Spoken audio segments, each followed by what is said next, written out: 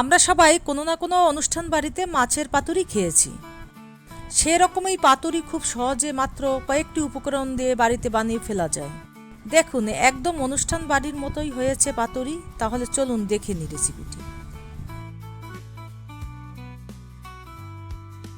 প্রথমে একটি মিক্সি জারে 1 চামচ কালো সর্ষে, 1 চামচ সাদা সর্ষে, 1 চামচ পোস্ত, 2 চামচ নারকেল আর 2টো কাঁচা লঙ্কা দিয়ে ভালো করে গ্রাইন্ড করে নিয়েছি।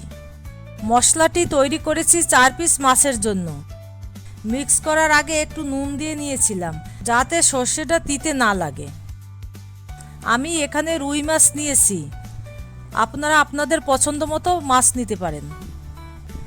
মাছগুলোতে নুন, হলুদ, তৈরি করা মশলা আর সর্ষের তেল দিয়ে ভালো করে মেখে নেব।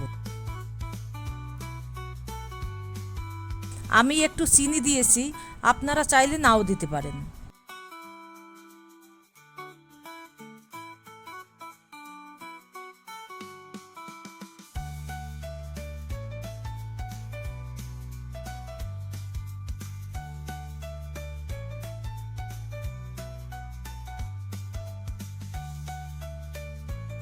মাছগুলো মশলা দিয়ে ভালো করে মাখিয়ে 10 মিনিট রেস্টে রেখে দেব। পাতুরির জন্য কলাপাতা তো লাগবেই। আমি গরম জলে কলাপাতা ভিজিয়ে নরম করে নিয়েছি। আপনারা চাইলে গরম তাওয়ার উপরও ছেঁকে কলাপাতা নরম করতে পারেন। কলাপাতাগুলো ভালো করে মুছে তার উপর দিয়ে দেব ম্যারিনেট করে রাখা মাছ। একটু মশলা দিয়ে প্রথমে কলাপাতায় দিয়ে নেব, তার উপরে দেব মাছ। শেষে একটি লঙ্কা দিয়ে ভাজ করে নিতে হবে।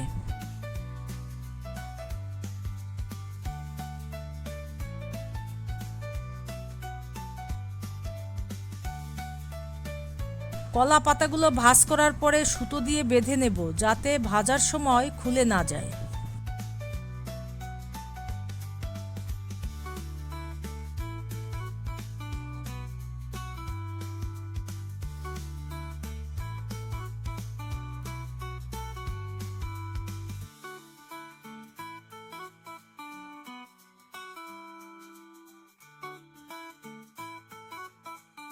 একটি ফ্রাই প্যানে তেল দিয়ে বেঁধে রাখা মাছের পাতুরিগুলো দিয়ে দেব।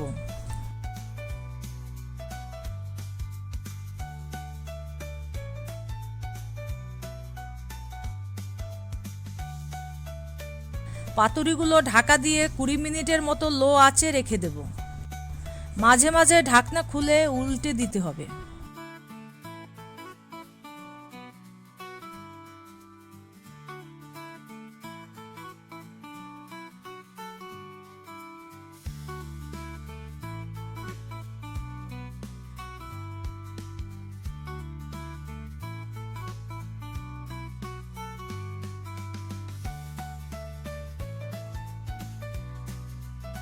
এই তো হয়ে গেল মাছের পাতুরি।